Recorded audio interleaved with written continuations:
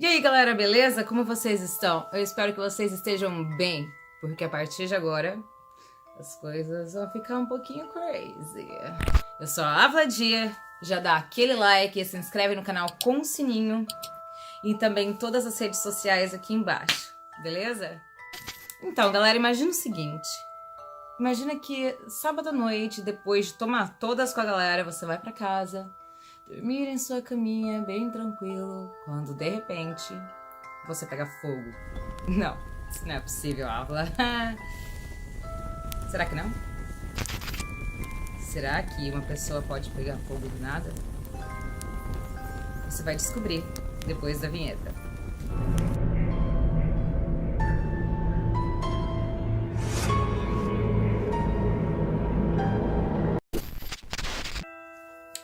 Mary Hardy Reeser. Mary era uma socialite, talvez a mulher mais importante de Columbia, Pensilvânia. Porém, após a morte de seu marido, ela se mudou para Pittsburgh, na Flórida. No dia 2 de junho de 1951, seu filho, o Dr.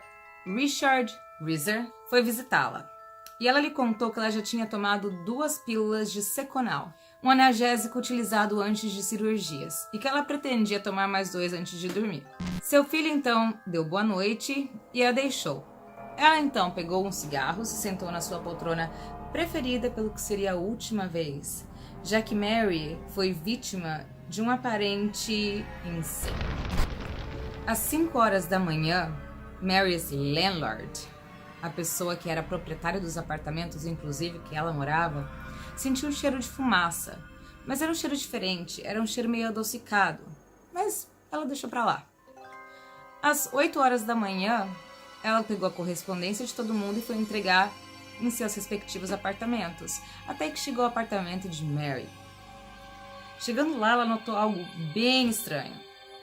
Aquele cheiro de fumaça voltou no ar, assim, e era um cheiro meio adocicado, era diferente.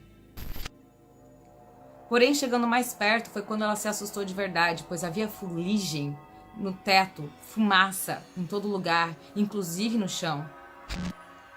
E quando ela foi tocar a maçaneta para poder abrir a porta, a maçaneta estava tão quente que ela não conseguiu ficar 2 segundos com a mão lá. Ela chamou então alguns pintores que estavam trabalhando perto para vir ajudar a arrombar a porta. E o que eles descobriram quando eles entraram nessa porta?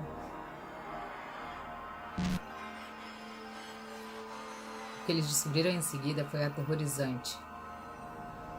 O crânio da Mary estava intacto, porém fora reduzido ao tamanho de uma xícara de café. Alguns ossos da vértebra permaneciam intactos e o pior deles, o pé esquerdo, estava intacto, inclusive com o sapatinho. Porém, não havia nenhuma queimadura na pele. Porém, o resto do corpo de Mary tinha sido cremado, estava reduzido a cinzas. O que torna o caso mais bizarro são as circunstâncias em que o corpo da Mary foi encontrado. De acordo com um expert em cremagem, para você ter uma cremagem completa, você tem que colocar o corpo numa temperatura de aproximadamente 1700 graus Celsius durante 3 a 4 horas. Então, para ter essa cremação total, o apartamento tinha que estar completamente destruído. Além de que, geralmente nos processos de cremação, os ossos, eles não se reduzem a cinzas necessariamente, então eles têm que ser levados para um outro compartimento onde eles são triturados e misturados. Triturados e misturados ao resto das cinzas. No entanto, o apartamento de Mary não tinha nenhum dano aparente.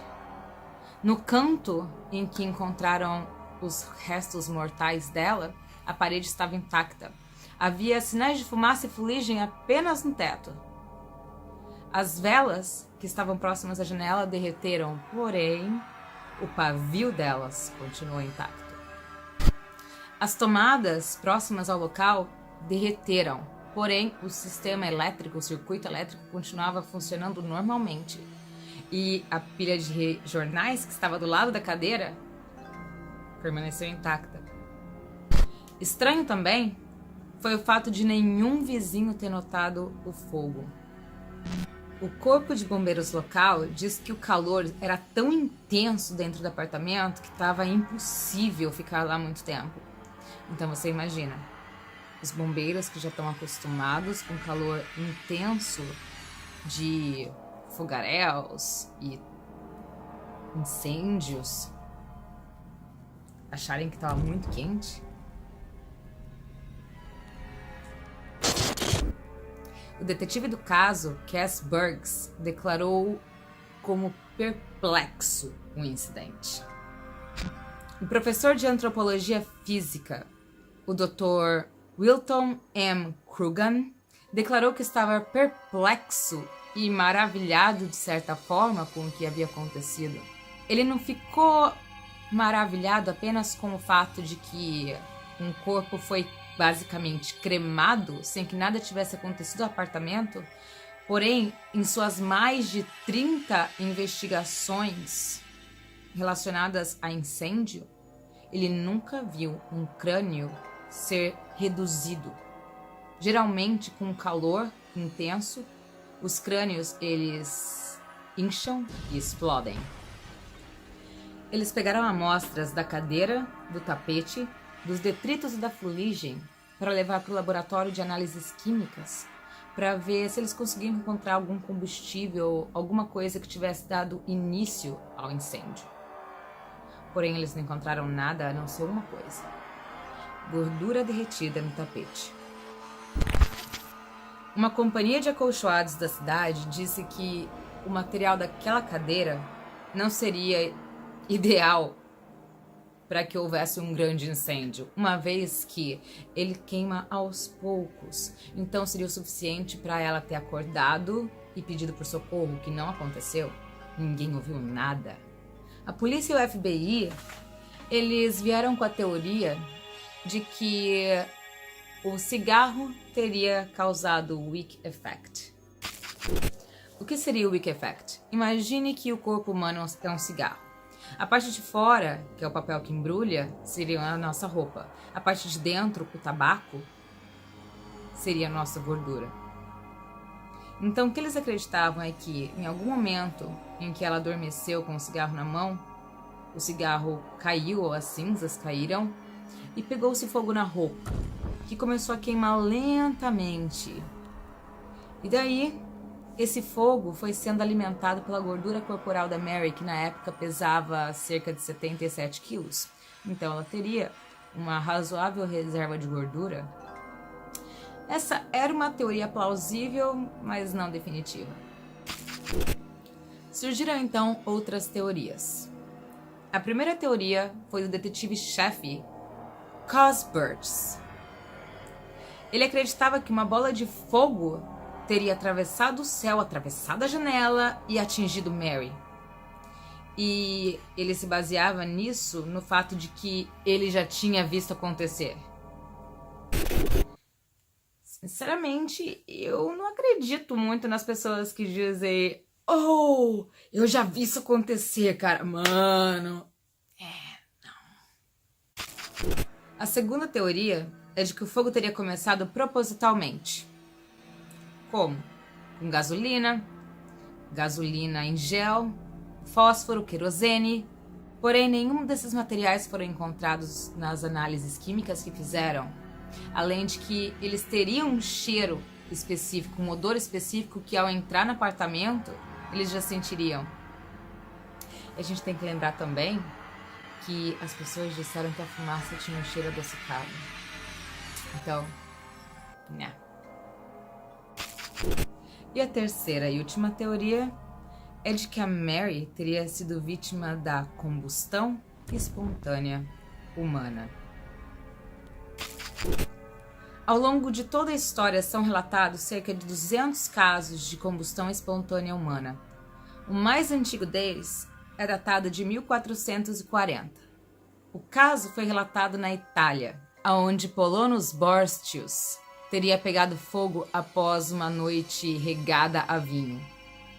Porém, o caso que teve mais repercussão é datado de 1641, onde o matemático Thomas Bartholin, que também era doutor, foi vítima de combustão espontânea humana. Em 1745, Countess Cornelia Bundy foi encontrada em cinzas, com apenas 2 de suas pernas intactas. Em 1982, a família de Jean Safin afirma tê-la visto pegar fogo do nada. E o caso mais recente é datado de 2010, onde Michael Flaherty, na Irlanda, um senhor de 76 anos, foi encontrado reduzido a cinzas. Mas, como outros casos, sua casa estava intacta, nada havia acontecido. E é claro, temos o caso mais famoso, que foi o caso de Mary Reeser, em 1951. E agora você deve estar se perguntando, mas como que ocorre o processo de combustão espontânea no ser humano? Eu vou te explicar. O processo envolve fluidos se transformando em gases e gordura derretida queimando órgãos e ossos. E se vocês se lembram, eles encontraram gordura derretida no tapete. Alguns consideram a combustão espontânea humana um tanto quanto questionável, uma vez que o corpo humano é composto por mais de 70% de água. Porém, também é composto por 2 materiais extremamente inflamáveis, gordura derretida e gás metano. Os possíveis fatores de ignição seriam eletricidade estática, bactérias, obesidade, estresse e consumo de álcool. Ou seja, fudeu.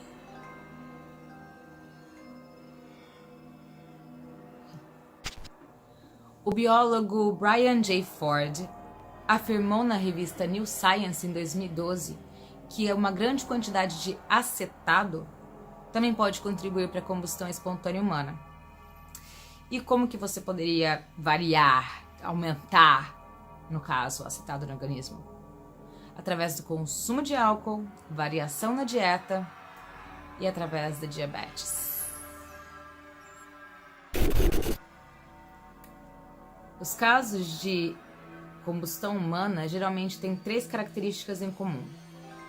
Não é possível achar a fonte de onde o fogo começou. Os arredores permanecem intactos, os arredores de onde o fogo aconteceu. E para fechar com chave de ouro, são encontradas partes do corpo intactas. E todas essas 3 características você encontra na morte de Mary Reeser. O fato de que a Mary e as outras vítimas não tentaram buscar ajuda, não gritaram, o fato de que os vizinhos não escutaram nada, não viram nada, deixa tudo ainda mais bizarro, deixa tudo ainda mais sinistro e, ao mesmo tempo, também refuta a teoria do FBI e da polícia de que o cigarro teria dado início ao incêndio, porque provavelmente ela ia sentir tudo queimando e ia procurar ajuda. Coincidência ou não, os registros de aparições de OVNIs, de pessoas que viram objetos voadores não identificáveis, datam da mesma época em que começaram os relatos de combustão espontânea humana. Você acredita no quê? Que a Mary foi vítima de um fatal acidente por causa do seu cigarro? Que ela foi vítima da combustão espontânea humana? Ou que ela foi vítima de alguma coisa que a gente ainda não tem conhecimento? Cada um acredita no que consegue. E você? No que acredita?